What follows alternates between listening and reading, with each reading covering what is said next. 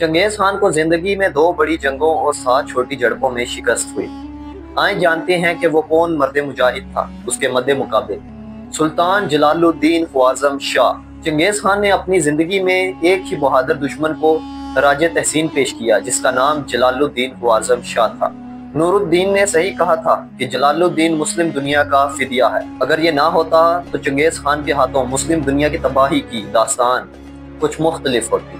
अगर जलालुद्दीन का बाप चंगेज खान से मुकाबले के लिए अपने बेटे का मशवरा मान लेता तो शायद दुनिया की तारीख मुख्तलिफ होती। उसके अपने ही भाई साजिशें कर कर तख्त पर काबिज ना होते तो शायद फिर भी तारीख कुछ और होती। ये कैसा इंसान था कि तख्त अपने भाइयों के पास छोड़कर जंगल में तनहा निकल गया।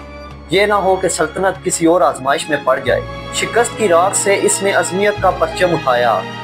कभी 1000, कभी 5000 तो कभी 10,000 जितने जंगी उसके साथ मिलते रहे वो चंगेज खान के लिए चैलेंज ही बना रहा। और आखिर वो एक वक्त आ गया कि जब जलालुद्दीन के पास एक लश्कर था तो एक वक्त आ गया कि जलालुद्दीन ने चंगेज खान को खत लिखा कि तुम जंगल जंगल छान रहे हो, आओ मैं यहाँ बैठा हूँ, मुझसे मुकाबला करो। मेजर यूटी ने लिखा कि ये चंगेज खान की जिंदगी का पहला मौका था कि किसी दुश्मन ने उसे ललकार कर कहा कि आओ मुझसे मुकाबला करो। और चंगेज खान भी चैलेंज कबूल करने की हिम्मत ना कर सका।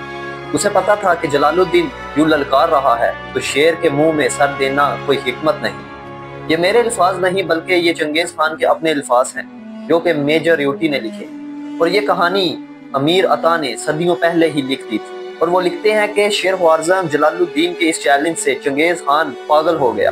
वो सुबह से शाम लश्कर की तैयारियों में लग गया लेकिन फिर भी उसे तसल्ली नहीं हो रही थी कि क्या वो जलालुद्दीन का मुकाबला कर सकता है। वो यही सोचता रहता कि शायद कोई कमी अभी भी बाकी है क्योंकि उसे चैलेंज करने वाला कोई आम शख्स नहीं बल्कि शेर ख्वाज़म जलालुद्दीन शाह है।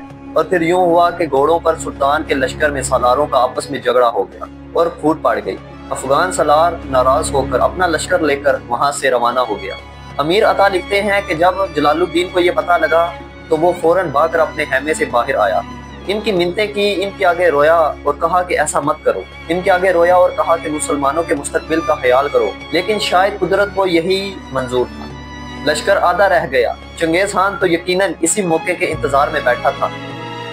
आगे का वाकया जानने के लिए हमारे चैनल पर बने रहे। इंशाअल्लाह बहुत जल्द आपको इसका पार्ट 2 भी मिलेगा। जज़ाकल्लाह।